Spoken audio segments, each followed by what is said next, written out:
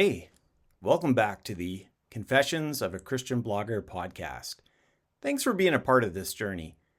I originally had a different plan for this episode, but I felt like I should change direction. So instead of what I was going to talk about, I'm going to talk to you about the Confessions of a Christian Blogger podcast. What? It actually makes sense, as this podcast is really a part of my journey of revitalization. I've not done a weekly podcast before, nor one in this style. This is new to me, but that's not even what I really want to talk about.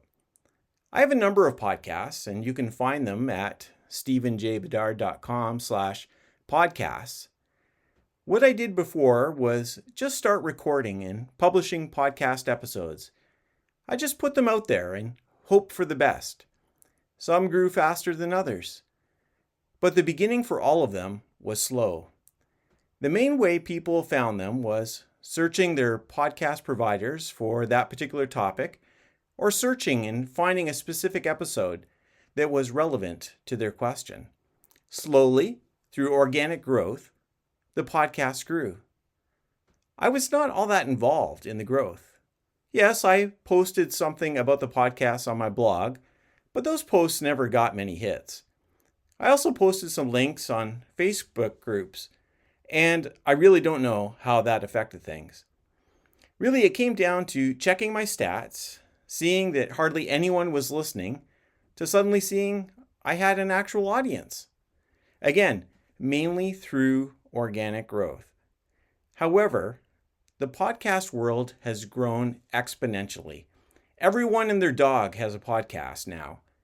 In that noisy world, unless you're starting off already as a celebrity, it takes a lot of work to get an audience. That's why for this podcast, I tried to do an actual launch of the podcast. I did a bunch of things all aimed at getting this podcast out in front of people, and none of it was paid.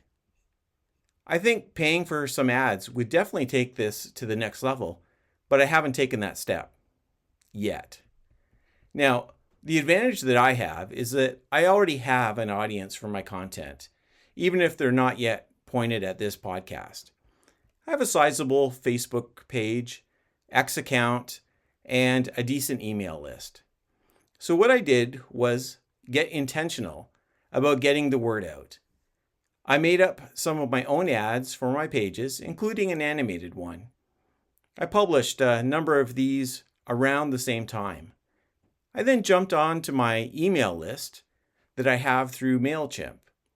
Traditionally, I had used this list to send out weekly newsletters sharing links to the content I created that week. I've since moved to a monthly newsletter and then different emails announcing the launch of new content. So I sent out an email, not telling people everything, but specifically to announce the launch of the Confessions of a Christian Blogger podcast. I did add a short note at the end about other projects I'm working on to try to build some anticipation. In addition to all this, I recorded a YouTube short, as well as a short video for my Facebook page and for X. All of these things were done close together, although none of the parts took a lot of time to create. I wanted to do whatever I could to announce this launch and get people aware. Although most of that was done over a couple of days, I'm still in the launch phase. It's not enough to get a few announcements out there.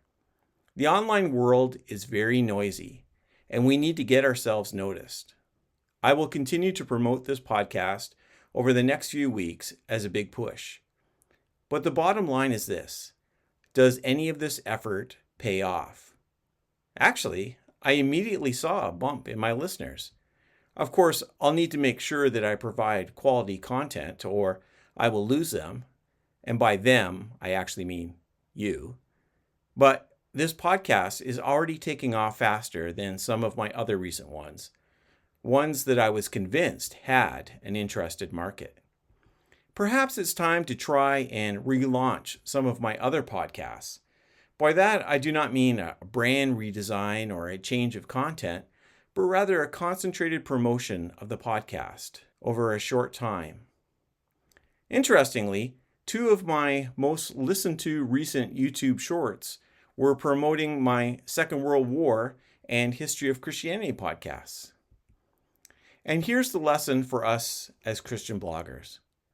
We think it's enough for us just to create some good content and to put it out there. If people are interested, they'll find it. But think about it this way. Imagine planting a new church in a new city. You work very hard to come up with a compelling and biblical sermon. But the first Sunday, no one shows up because no one knew about you. Christian bloggers, in my experience anyway, tend to be hesitant to build a platform. We've definitely seen abuses of platform, and so that hesitation is normal. But if we have something to say, we need to put in as much effort to get that content in front of the people who need it. Here's your homework for this week. Identify something you are working on that you could launch. Maybe it's the start of a new blog, or a series of blog posts, or a podcast, or a YouTube channel, or just about anything. And then write down the opportunities you have already to promote that launch.